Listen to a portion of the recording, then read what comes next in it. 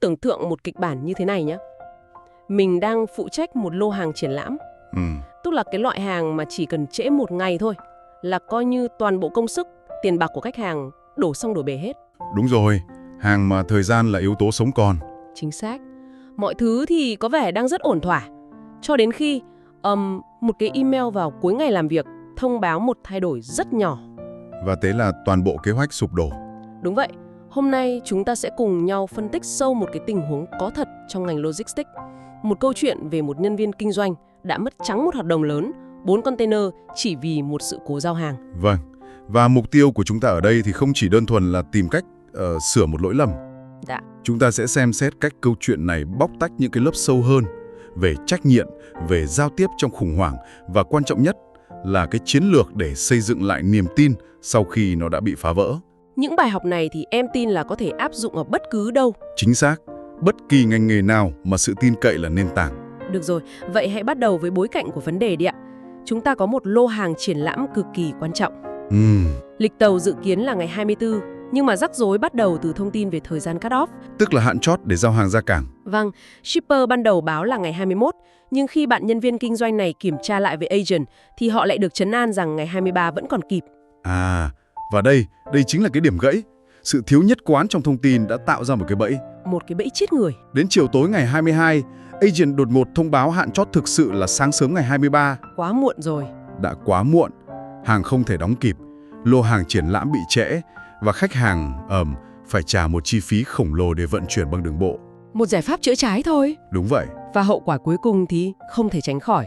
Khách hàng hủy toàn bộ 4 container đã đặt. Một tổn thất thực sự nặng nề. Cái cảm giác được mô tả trong tình huống này là trời sập. Và có một câu nói rất thấm thía được rút ra, đó là delay không phải lỗi của tôi, nhưng trách nhiệm là của tôi.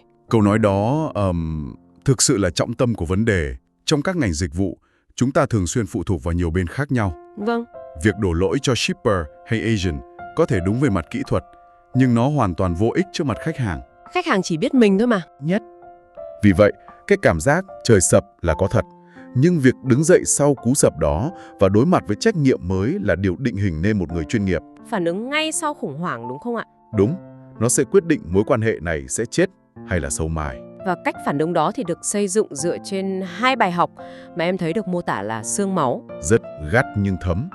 Bài học đầu tiên là một nguyên tắc bất di bất dịch. Hàng triển lãm là một lời thề. Điều này nghĩa là gì ạ? Nó có nghĩa là với những loại hàng hóa nhạy cảm về thời gian, ví dụ như hàng dự án, hàng gấp hay là hàng triển lãm, thì cái ngày giao hàng dự kiến, ETDA, nó không còn là một con số ước tính nữa. Nó là sinh mạng. Nó là sinh mạng của khách hàng. Mọi kế hoạch kinh doanh, uy tín, tiền bạc của họ đều phụ thuộc vào lời thề đó. Phá vỡ nó không chỉ là một sai sót vận hành, mà là phá vỡ nền tảng của sự tin tưởng. Chính xác. Điều đó dẫn chúng ta đến bài học thứ 2, một ý tưởng mà em thấy rất thú vị về mặt tổ chức. Đó là chuỗi thông tin shipper, agent, bạn khách phải được xem như một phòng ban. Ý tưởng này thay đổi hoàn toàn cách tiếp cận, phải không anh? Hoàn toàn thay đổi. Thay vì xem mỗi bên là một cái mắt xích riêng lẻ, nơi sai sót có thể được đổ từ mắt xích này sang mắt xích khác. Kiểu như là không phải lỗi của tôi. Đúng rồi.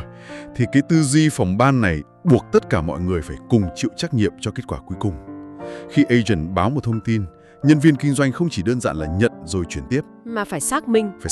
Phải kiểm tra chéo và phải dự phòng rủi ro.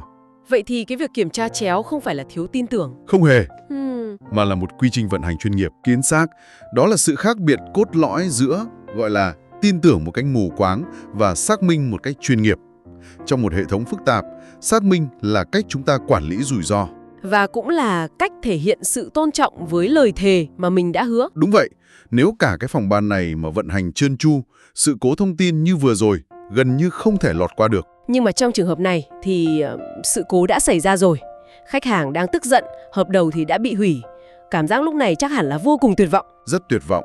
Vậy đâu là bước đi đầu tiên, bước đi quan trọng nhất để bắt đầu cứu vãn tình hình ạ? Bước đầu tiên không phải là một lời xin lỗi chung chung, sáo rỗng.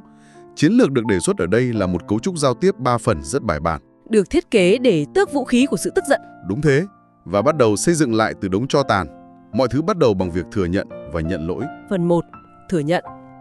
Cách diễn đạt được gợi ý cực kỳ thẳng thắn, không một chút bao biện nào. Giống như là nói, em xin phép không giải thích hay bao biện gì về sự cố vừa rồi. Sai sót này hoàn toàn thuộc về khâu kiểm soát thông tin vận hành của bên em. Tại sao sự thẳng thắn tuyệt đối này lại quan trọng đến vậy? Bởi vì nó ngay lập tức thay đổi động lực của cuộc đối thoại. Khách hàng đang ở trong tâm thế đối đầu, họ đang chờ đợi những lời bào chữa, những nỗ lực đổ lỗi. Vâng, họ đã sẵn sàng để phản bác. Khi họ nhận được một lời thừa nhận trách nhiệm hoàn toàn và vô điều kiện, thì cái bức tường phòng thủ của họ sẽ hạ xuống, sự tức giận của họ được công nhận. Lúc này, mình không còn là kẻ gây ra vấn đề đang cố trốn tội, mình bắt đầu chuyển mình thành một đối tác đang cùng họ nhìn nhận vấn đề. Một khi đã mở được cánh cửa đối thoại đó, chúng ta sẽ bước vào phần thứ hai, phần mà em cho là quan trọng nhất, hành động, khắc phục. Đúng. Đây không phải là lời hứa kiểu lần sau em sẽ làm tốt hơn. Không, nó phải là những cam kết cực kỳ cụ thể. Bởi vì niềm tin không được xây dựng lại bằng lời hứa, mà bằng hành động có thể kiểm chứng được. Chính xác. Ở đây có 2 hành động cụ thể được đưa ra. Thứ nhất, hệ thống lại toàn bộ quy trình làm việc. Cam kết rằng chính sự cố này sẽ được dùng là một case study để siết chặt lại quy trình. Rất hay.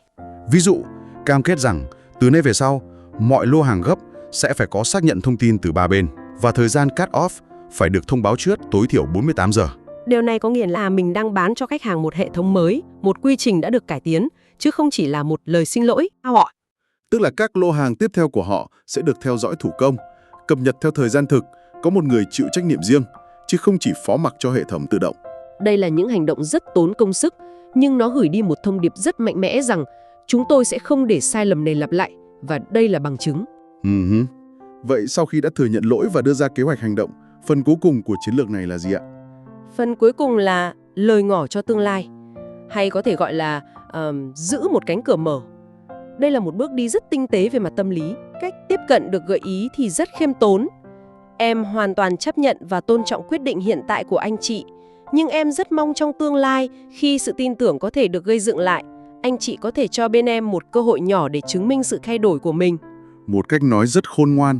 Nó có vẻ như đang từ bỏ, nhưng thực ra không phải vậy. Không hề. Nó thể hiện sự tôn trọng tuyệt đối với quyền quyết định của khách hàng.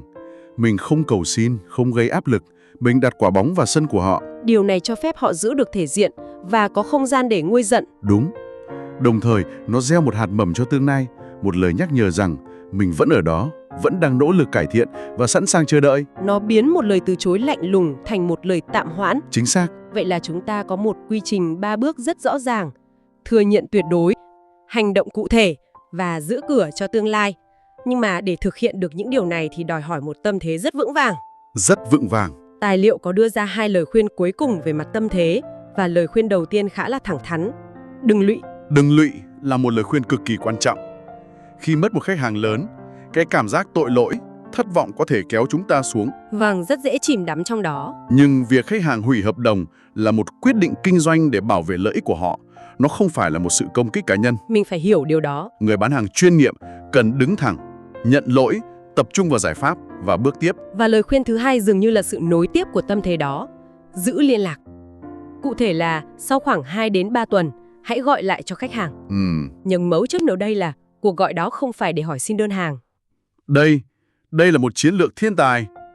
Việc gọi lại để hỏi anh chị có hàng mới chưa sẽ chỉ xác nhận hình ảnh một người bán hàng đang tuyệt vọng. Trông rất thảm hại. Thay vào đó, hãy gọi lại để chăm sóc. Hãy chia sẻ một thông tin thị trường hữu ích mà không đòi hỏi bất cứ điều gì. Ví dụ như là gì ạ? Ví dụ, em thấy giá cước tuyến này đang có biến động tốt, muốn báo để anh chị tham khảo cho kế hoạch của mình. Hoặc là bên em vừa có thông tin về một tuyến tàu mới, ổn định hơn, có thể sẽ hữu ích cho anh chị trong tương lai. Hành động đó định vị lại hoàn toàn vai trò của người bán hàng. Từ một người cung cấp dịch vụ đơn thuần, mình trở thành một nhà tư vấn. Một đối tác mang lại giá trị. Ngay cả khi không có giao dịch nào diễn ra. Chính xác. Và đó là cách những mối quan hệ kinh doanh bền vững được xây dựng. Chúng không được xây dựng trên những giao dịch luôn hoàn hảo, vì điều đó không tồn tại. Mà là trên khả năng cùng nhau vượt qua thử thách. Đúng vậy. Cuộc gọi chăm sóc, đó chính là viên gạch đầu tiên để xây dựng lại cây cầu niềm tin đã bị gãy. Như vậy, qua việc phân tích sâu câu chuyện này, có một điều trở nên rất rõ ràng. Sai sót trong công việc là không thể tránh khỏi. Không ai là hoàn hảo cả.